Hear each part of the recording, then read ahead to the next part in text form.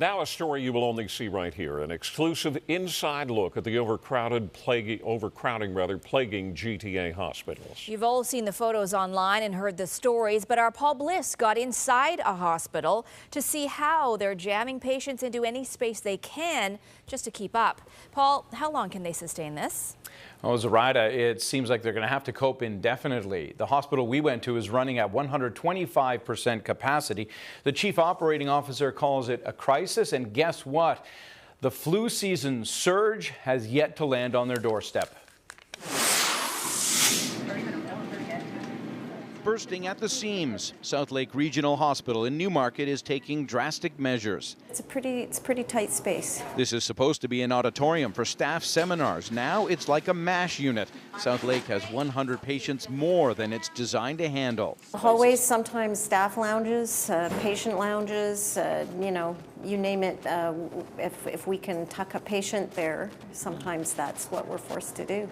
We promised to respect patient privacy, but Art and Crystal wanted everyone to see the challenges her staff is facing. Here, a gymnasium used for patient rehab and exercise is now a mass patient room.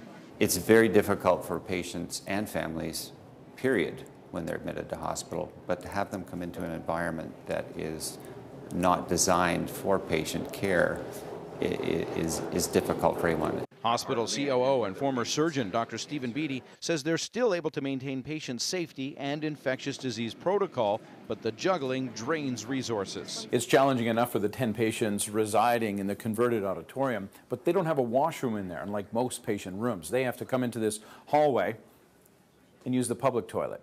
Every 4.5 minutes, a new patient walks through our emergency room doors. Dr. Beattie says the ER is built to handle 80,000 patients a year. These days it's coping with 120,000. The hospital has 381 funded beds. Last week it had 481 patients. Spaces that were never ever intended to have patients. They don't have bathrooms, they don't have privacy, and they don't have the right infection control mechanisms.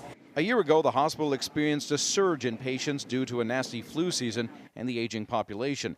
That surge never subsided, and a new surge this flu season has yet to hit. Even the kitchen staff have to prepare an extra 300 meals a day, above and beyond what they would normally prepare. Hospital managers say the ministry has been helpful with funding and other resources, but adds there will be no quick fix to this problem.